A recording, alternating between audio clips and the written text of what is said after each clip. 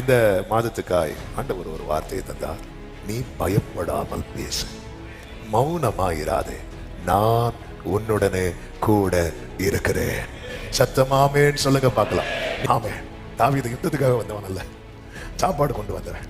கோலியாத்து நிந்திக்கிற வார்த்தை, நிந்தை ஒரு பக்கம் வரும்போது இன்னொரு பேச்சு சேனைக்குள்ளே அடிபடுகிறது. இந்த கோலியாத்தை கொல்லுகிறவனுக்கு ராஜா இப்படி உதவி செய்வார்.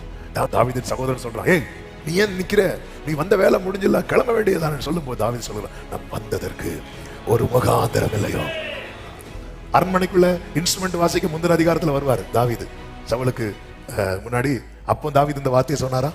உண்மையில அப்ப சொல்லி இருக்கணுமா வேண்டாமா? ஏன்னா அவன் மேல இருக்கிற அபிஷேகமே அவன் எங்கதான் போய் உட்கார போறான், அரண்மனையில் உட்கார போறான். இது அவன் சொல்றதல்ல, அவர் சொல்ல வைக்கிறது, அவர் சொல்ல வைக்கிறது. இன்னைக்கு கர்த்தர் தருகிற வார்த்தை இதுதான். நமக்குள் இருக்கிற ஆவியானவர் நம்ம எப்படி பேச வைக்கணுமோ அப்படி அவர் பேச வைக்க போகிறார். ஒவ்வொருவருக்கும் சொல்லுகிற வார்த்தை தான். பல நேரம் நீங்க உங்க மேல இருக்கிற அழைப்பையே மறந்துட்டீங்க, உங்களுக்கு கொடுக்கப்பட்ட வாக்குத்தத்தத்தையே மறந்துட்டீங்க. உங்க மேல அபிஷேகம் வைக்கும் போது உங்க காதுகளில் துணிக்கப்பட்ட தீர்க்க தரிசனத்தை நீங்க மறந்துட்டீங்க. நீங்க மறக்கலாம், கர்த்தர் மறக்க மாட்டார். கர்த்தர் அதை நினைவுபடுத்துவார்.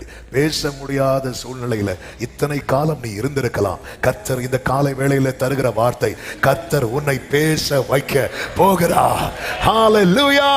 நீ மௌனமா இருந்த காலத்துக்கு ஒரு முற்றுப்புள்ளியை கர்த்தர் வைக்க போகிறார். ராஜாவின் இடத்தில் பேசுங்கள், அதன் பிறகு பிரச்சனையை பார்த்து பேசுங்கள். அந்த பிரச்சனை உங்களுக்கு முன்னாடி ஒண்ணுமே இல்லாமல் ஆகும். காரணம், கர்த்தர் உங்களுடனே கூட இருக்கிறார்.